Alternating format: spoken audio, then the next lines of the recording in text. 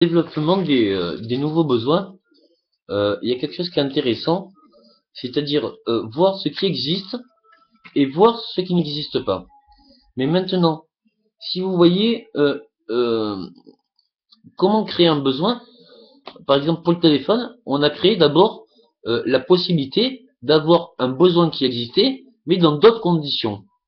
Et pour que ça soit vraiment un intérêt général, on s'est pris d'abord que on puisse faire d'abord la première application qui existait déjà dans un autre lieu, dans d'autres conditions, mais pour qu'il y ait vraiment un impact d'intérêt à ce que tout le monde l'ait, eh bien on y a mis des applications, c'est-à-dire ce qui n'existait pas chez le fixe.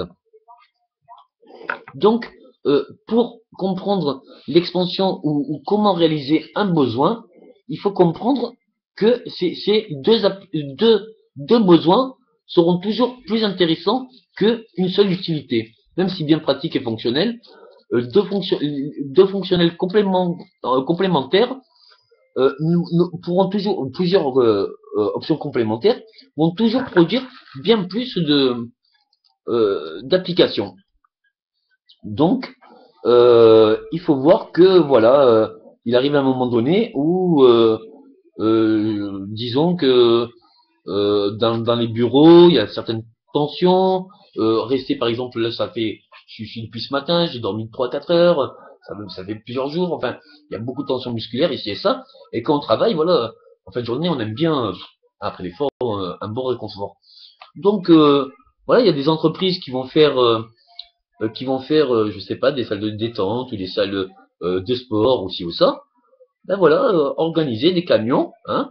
Alors celui qui conduit le camion, qui apporte les poids ou qui apporte une partie du matériel pour une action de relaxation, ça peut être un besoin.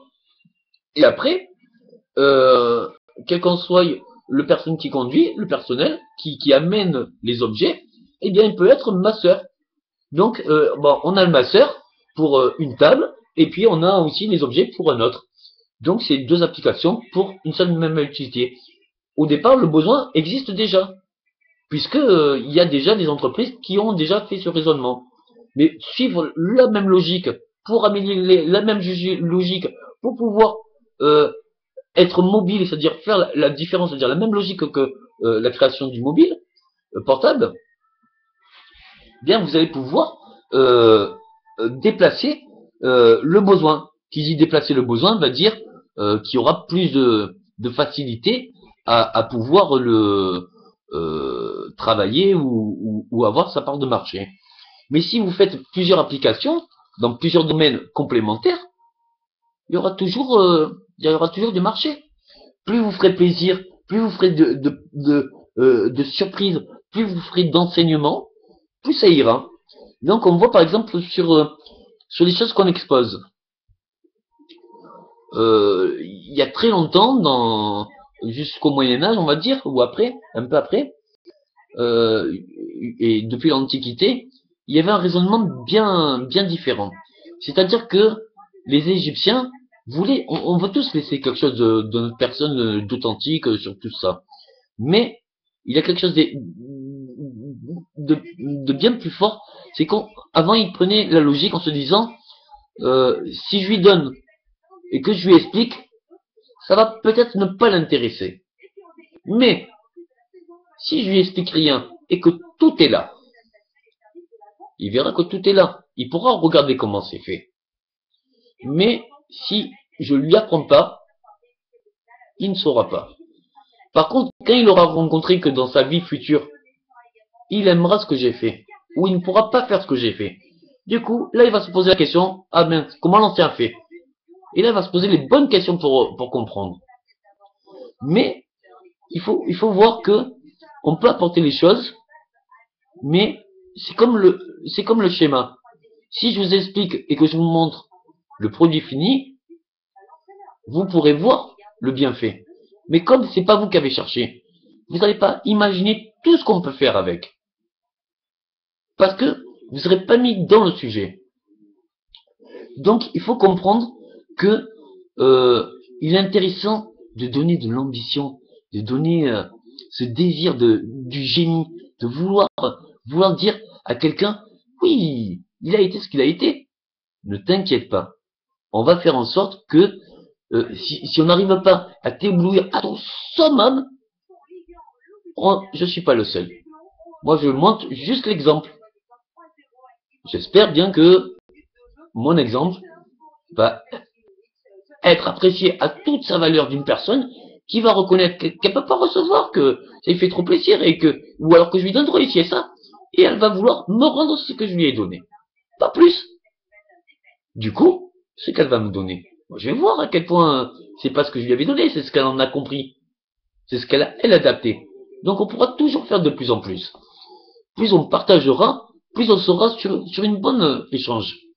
Donc il faut comprendre tout le bienfait que on ne peut pas imaginer.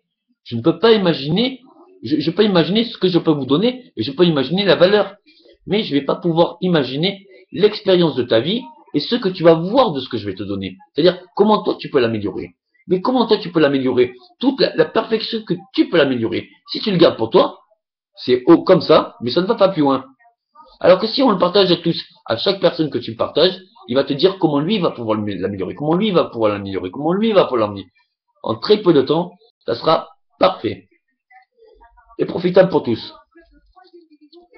Après, il y a beaucoup de choses complètement incohérentes dans la société. On voit que on est capable d'avoir des peines d'emprisonnement pour des escroqueries, tout ça. Ok, on peut comprendre que l'escroquerie a un mal profond, pour la confiance, pour le profit, se sentir arnaqué, tout ci ou ça. Comment ça se fait que sur un service public comme la télé, le soir, il y a plein de numéros qui ne sont que des arnaques? Et vous savez très bien que c'est non seulement surtaxé, mais qu'en plus on appelle un ordinateur, un automate, qui nous envoie un SMS. Faut arrêter ces conneries, quoi. Comment on peut se dire à une personne, oui, tu l'as fait illégalement, et le légaliser de notre côté?